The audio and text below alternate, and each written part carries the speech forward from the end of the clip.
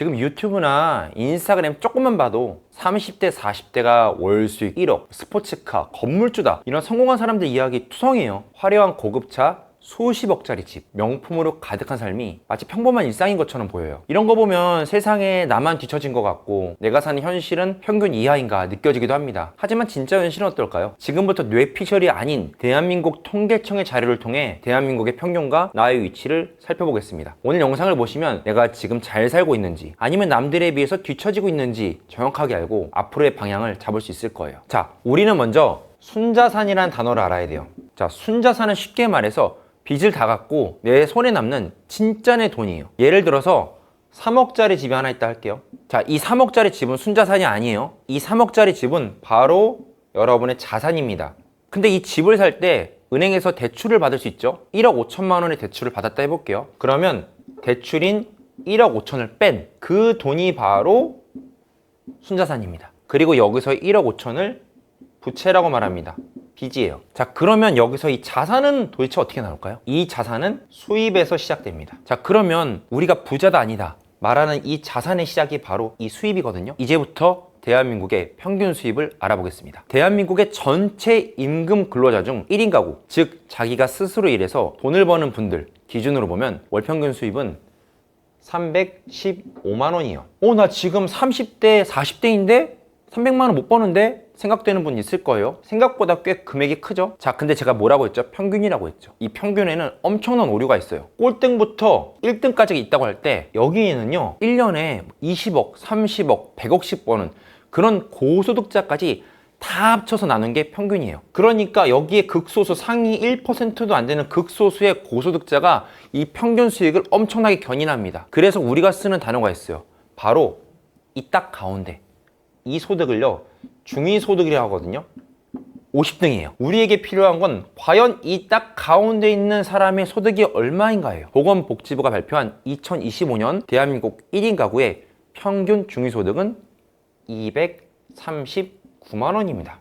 자, 50등의 소득이 239만 원이죠. 그런데 평범하다는 건 보통 플러스 마이너스 10%잖아요. 그러니까 210만 원부터 많게는 270만 원까지, 여기까지 버는 30대 초중반, 집은 당연히 없죠. 이게 당연한 평균인 거예요. 그래서 내가 30대인데 210만 원부터 270만 원 사이에 번다, 평균입니다. 그러면 이분들이 수입을 벌면서 이제 자산을 모읍니다. 그럼 자산은 도대체 얼마나 될까요? 2024년 기준 대한민국 가구당 평균 자산은 약 5억 4,022만 원입니다. 마찬가지로 5억? 생각보다 많네? 하고 놀랄 수 있어요. 근데 여기도 또 함정이 있죠. 마찬가지로 평균이에요. 즉 꼴등부터 시작해서 1등까지 나눴을 때 마찬가지로 상위 1%가 모든 걸 견인한다는 거예요. 그러면 가운데 50등인 중위자산, 이게 중요하죠. 도대체 가운데인 사람의 자산은 얼마일까요? 3억 645만 원입니다. 근데 여기서 하나 더 고려할 게 있어요. 자산이잖아요. 근데 여기는 바로 부채, 즉 빚이 껴있다는 거예요. 이 3억 645만 원은 순자산이 아니에요. 자산입니다. 그럼 도대체 부채는 얼마가 껴있을까요? 2024년 기준 대한민국 가구의 평균 부채는 약 9,128만 원입니다. 그러면 중위 자산인 3억 645만 원에서 9,128만 원을 빼면 대출을 제외한 순자산은 2억 1,517만 원이에요. 근데 여기서 하나 더, 실제 이 부채, 빚을 진 9,128만 원은요 전체 인구의 평균이에요. 이게 70대, 60대가 아닌 30대, 40대의 경우는 조금 더 공격적으로 해서 대출도 더 늘어나는 그런 경향이 있습니다. 자, 그래서 내가 지금 210만 원에서 270만 원 사이에 수익을 내고 있고 순자산이 1억에서 2억까지 사이다. 이게 대한민국의 진짜 30대, 40대의 평균인 거예요. 근데 도대체 왜 내가 보는 사람들은 다 잘 사는 것처럼 보일까요? 첫 번째는 SNS의 폐해예요. 극소수의 성공한 사람들만 SNS 보이죠? 그러니까 마치 다들 그렇게 사는 것처럼 느껴지는 거예요. 솔직히 말하면 그 사람들이 정말 성공한 사람인지 검증도 안 됐어요. 하지만 우리는 그들을 보면서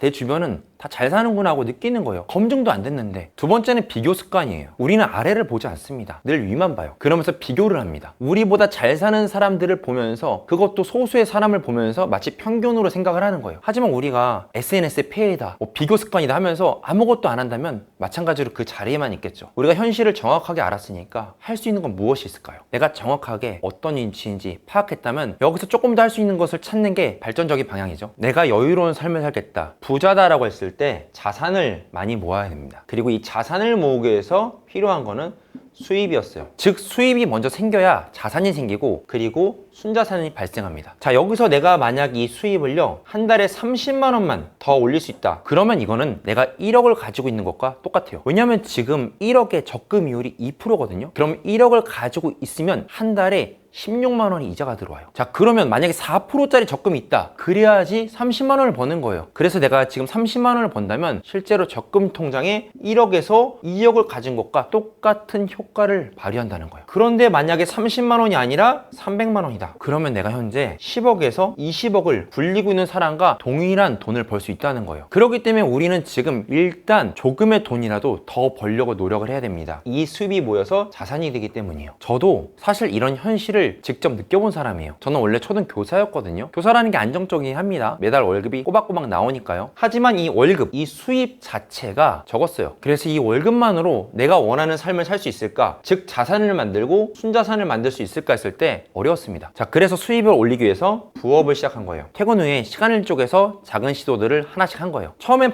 반신반의했어요. 이게 될까 싶었습니다. 근데 그게 처음에 10만 원, 20만 원, 30만 원 하다가 어느 순간 월 1,500만 원이라는 그 숫자를 찍게 됐어요. 즉 부업으로 1,500을 번 거죠. 그때 저는 확신했어요. 아, 이제는 이 수입에서 부업이 넘었으니까 난 퇴사를 해도 되겠구나. 그래서 교사를 그만두고 지금은 제 길을 가고 있는 거예요. 자, 제가 드리고 싶은 말은 이거예요. 지금 1,000만 원 벌어라, 1,500만 원 벌어라 이런 말을 하는 게 아닙니다. 지금 우리가 가진 게 적어 보인다고 해서 절대 뒤처진 게 아니라는 거예요. 통계가 보여주는 평균 생각보다 현실적이에요. 그리고 그 안에서 우리는 충분한 기회가 있습니다. 내가 지금 현재의 상황을 알았으니까 거기서 어떻게 하면 조금이라도 추가 수입을 낼 수 있을까? 그것에 대해서 고민하면은 우리가 정말 한 걸음 한 걸음씩 앞으로 나아갈 수 있다는 거예요.